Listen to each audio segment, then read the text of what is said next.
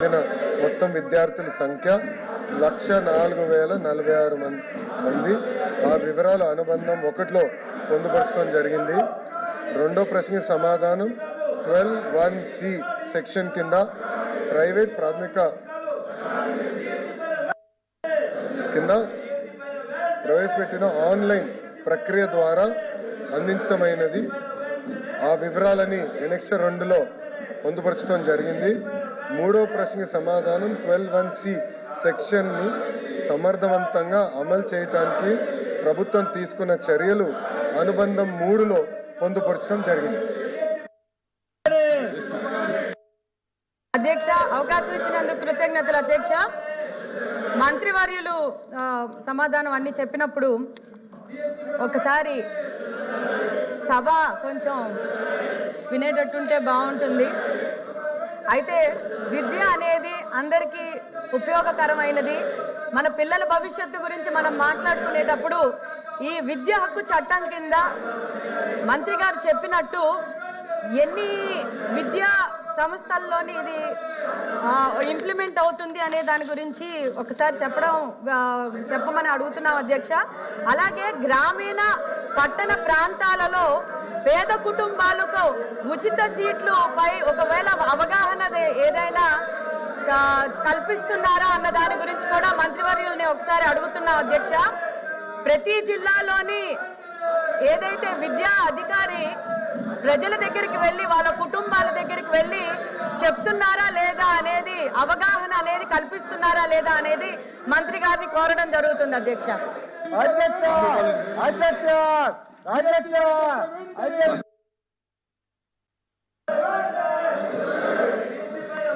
Sir, ఇప్పుడే గౌరవ సభ్యురాలు గ్రీష్మ గారు ఎన్ని పాఠశాలలో ఈరోజు ఈ 12(1)C అమలు చేస్తున్నారని కోరారు అధ్యక్ష. ఆ వివరాలు రెడీగా నా దగ్గర లేదు. నేను గౌరవ సభ్యురాలకి ఆ వివరాలు పంపిస్తానని హామీ ఇస్తున్నా అధ్యక్ష. అంతేకాకుండా ప్రజాప్రభుత్వ అధికారంలోకి వచ్చిన తర్వాత మీరు చూస్తే విద్యార్థుల సంఖ్య అనేది పెరుగుతాం జరుగుతుంది. గతంలో మీరు చూస్తే 22-23లో కేవలం 2,203 మంది విద్యార్థులు ఉండేవారు. అదే ప్రజాప్రభుత్వ అధికారంలోకి వచ్చిన తర్వాత తొలి సంవత్సరంలోనే సుమారుగా 29,000 మంది విద్యార్థులకు ఇచ్చాం. ఈ సంవత్సరంలో కూడా 28,742 మంది విద్యార్థులకి ఈ 12(1)C కింద వాళ్ళ విద్యార్థులకి అవకాశాలు కల్పిస్తాం జరిగింది. దీంతో అర్థమైంది ఏంటంటే అవగాహన పెరిగింది సమాజంలో. అధికారులు కూడా దీని పెద్ద ఎత్తున ప్రచారం కూడా చేస్తాం జరిగింది. ఎన్ని పాఠశాలలు ఇస్తామనే వివరాలు అదే రెడీగా లేదు అధ్యక్ష. ఆ ప్రశ్న అడగలేదు కనుక నేను ఆ సమాధానం చెప్పలేకపోతున్నాను. వివరాలు కనుక్కొని గౌరవ సభ్యురాలకి తెలియజేస్తాను అధ్యక్ష. కూర్చోండి.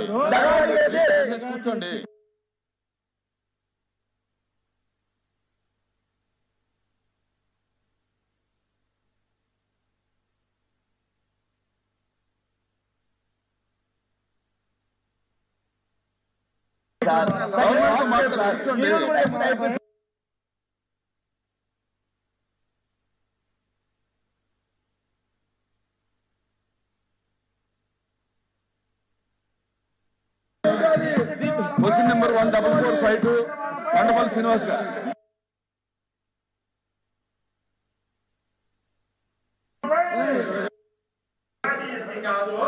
మొదటి ప్రశ్నకు సమాధానం అవునండి.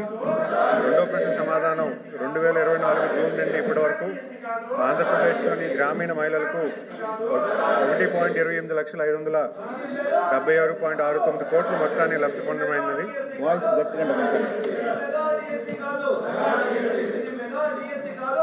పథకాల వారీగా వారి పురోగతి వివరాలు కింద ఇవ్వడమైనది. బ్యాంక్ లింకేజ్ 71,307.16 కోట్ల రుణం సదుపాయంలో 5,98,082 స్వయం సహాయక సంఘాలకు లబ్ధి పొందమైంది. ఉన్నతి 540.45 కోట్ల సహాయంతో 88,555 మంది మహిళలకు లబ్ధి పొందమైంది. ఎన్టీఆర్ భరోసా పెన్షన్ కింద 40,084 కోట్లతో 37,59,896 మంది మహిళలకు పెన్షన్ లబ్ధి పొందడమైనది. శ్రీనిధి బ్యాంకు ద్వారా 13,116.21 కోట్ల రుణాన్ని 16,000 16,70,230 మంది మహిళలకు లబ్ధి పొందమైంది. కమ్యూనిటీ ఇన్వెస్ట్మెంట్ ఫండ్ ద్వారా 641.41 కోట్లతో 1,25,577 మంది సభ్యులకు లబ్ధి పొందమైంది. ఎంటర్ప్రైజ్ ఫైనాన్స్ కింద 2,887.4 కోట్ల సాయాన్ని 1,03,916 మంది మహిళలకు ఆర్థిక సాయం పొందడమైంది. మూడో ప్రశ్నకు సమాధానం ఈ ప్రశ్నకి ఉత్పన్నం లేదు. ధన్యవాదాలు అధ్యక్ష.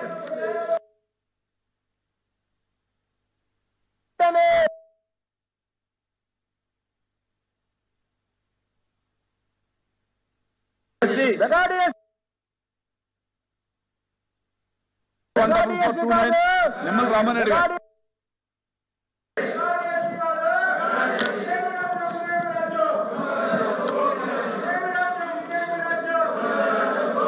ధన్యవాదాలు అధ్యక్ష. మొదటి ప్రశ్నకు సమాధానం అవునండి.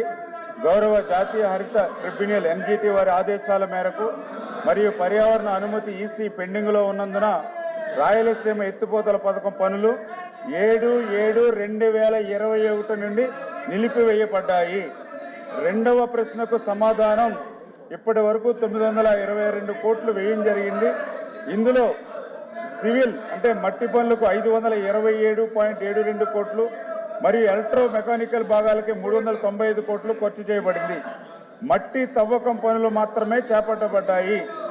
మూడో ప్రశ్నకు సమాధానం చెన్నై తాగునీటి అవసరాలు మరియు రాయలసీమ ప్రాంత త్రాగునీటి అవసరాల కోసం మాత్రమే ఫేజ్ 1లో నిర్మిస్తున్నామని మొదటి జీవోను సవరణ చేస్తూ 2023 ఆగస్టు 11వ తేదీన జీవో నెంబర్ 364ను విడుదల చేయడం జరిగింది. నాలుగో ప్రశ్నకు సమాధానం ఈ పథకాన్ని ప్రస్తుత పర్యావరణ అనుమతుల్లో చేర్చేందుకు వీలుగా వాటిలో సవరణలు చేయాలని కోరుతూ 8/6/2021 చీఫ్ ఇంజనీర్ గారు MUEFCCకి దరఖాస్తు చేశారు. అవసరమైనటువంటి సమాచారాన్ని సమర్పించినటువంటి కారణంగా ఈ ప్రతిపాదనను సెప్టెంబర్ 2022లో తిరిగి 2024లో పోర్టల్ నుంచి తొలగించారు. మార్చి 2024లో జాయింట్ కమిటీ తనిఖీ అనంతరం 2.65 కోట్ల పర్యావరణ నష్టపరిహారం విధించబడింది. 2020-2024 సమయంలో పర్యావరణ అనుమతి ఈసీ పొందకపోవడంతో ఎన్జిటి విధించిన నిషేధాన్ని ఎత్తివేయడం సాధ్యం కాలేదు.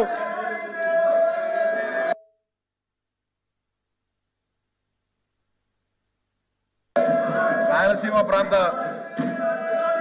సాగునీరు మరియు త్రాగునీటి కోసం అని చెప్పి రాయలసీమ ఎత్తిపోతల పథకాన్ని ప్రారంభించామని చెప్పి గత పాలకులు చెప్పడం అధ్యక్ష. 3,800 కోట్ల రూపాయల ఖర్చుతో 2020 సంవత్సరంలో రాయలసీమ ఎత్తిపోతల పథకాన్ని ప్రారంభిస్తే ఎలాంటి అనుమతులు తీసుకోకుండా పర్యావరణ అనుమతులు కానీ కేంద్ర జలవనరుల సంఘ అనుమతులు కానీ తీసుకోకుండా పనులు ప్రారంభించడం జరిగింది అధ్యక్ష. పనులు ప్రారంభించిన 3-4 నెలల్లోనే 2020 అక్టోబర్ నెలలోనే గ్రీన్ ట్రిబ్యునల్ స్టే ఇవ్వడం జరిగింది అధ్యక్ష. అప్పటి ప్రభుత్వానికి కావలసిన తెలంగాణ రాష్ట్ర ప్రభుత్వానికి సంబంధించి టీఆర్ఎస్ కార్యకర్త శ్రీనివాసులనే ఒక టీఆర్ఎస్ కార్యకర్త ఎన్జిటికి అప్లై చేసుకున్నప్పుడు ఫిర్యాదు చేసినప్పుడు ఇవ్వడం జరిగింది అధ్యక్ష. కానీ అప్పటి ప్రభుత్వం రాయలసీమ ప్రాంతమైన ఏమాత్రం కూడా ప్రేమ లేకోకుండా నిజంగా రాయలసీమ ప్రాంతమైన నిజమైన ప్రేమ ఉండింటే ఎన్జిటిలో ఆ స్టే ఎత్తివేసేదానికి కనీసం ఆ ప్రభుత్వం దిగిపోయేటంత వరకు కూడా కనీసం ఒక పేపర్ కూడా పంపలేదు అధ్యక్ష. ఎన్జిటిలో పర్యావరణ అనుమతులు కావాలంటే పర్వేస్ పోర్టల్లో సంబంధిత పత్రాలన్నింటిని కూడా దాన్ని అప్లోడ్ చేయాల్సి ఉంటుంది అధ్యక్ష. కానీ 2024 జూన్ వరకు ఆ ప్రభుత్వం దిగిపోయేటంత వరకు పర్వేస్ ఆప్టల్లో రాయలసీమ ఎత్తిపోతల పథకానికి సంబంధించిన ఒక పత్రం కూడా అప్లోడ్ చేయకోకుండా ఈ ప్రభుత్వం పోయిన తర్వాత ఈ రోజు ఈ ప్రభుత్వం ఎన్డీఏ ప్రభుత్వం రాయలసీమ ఎత్తిపోతల పథకానికి వ్యతిరేకంగా ఉంది, దాన్ని మొదలు పెట్టడం లేదని చెప్పి నానా యాగి చేయడం జరుగుతుంది అధ్యక్ష. ఈ సందర్భంగా నేను స్పష్టంగా గత ప్రభుత్వ పాలకులను అడుగుతాను అధ్యక్ష. ఎక్కడైనా సరే వాళ్ళు ఇచ్చిన జీవోలో 11/8/2023 జీవో నెంబర్ 364 ఇచ్చారు అధ్యక్ష. దాంట్లో ఏం చెప్పారు అధ్యక్ష? రాయలసీమ ప్రాంత సాగునీటి అవసరాలు కాదు అధ్యక్ష, చెన్నై త్రాగునీటి అవసరాల కోసం రాయలసీమ ఎత్తిపోతల పథకాన్ని ప్రారంభిస్తున్నాము.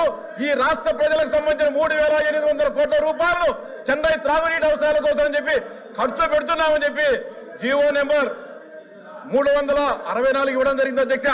ఆంధ్రప్రదేశ్ రాష్ట్ర ప్రజల సొమ్మును ఈ రాష్ట్ర ప్రజల కష్టార్జితాన్ని చెన్నై త్రాగునీటి అవసరాల కోసం ఈ పథకాన్ని ప్రారంభించడం న్యాయం అధ్యక్ష.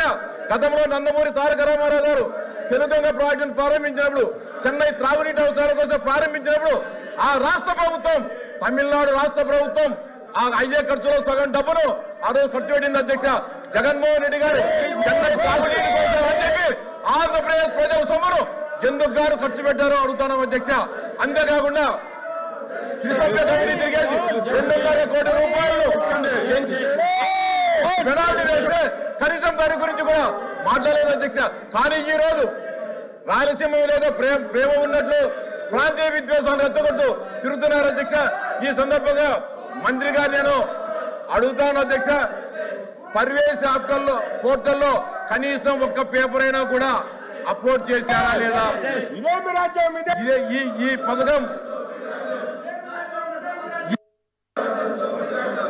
సార్ మాట్లాడేయండి, నేను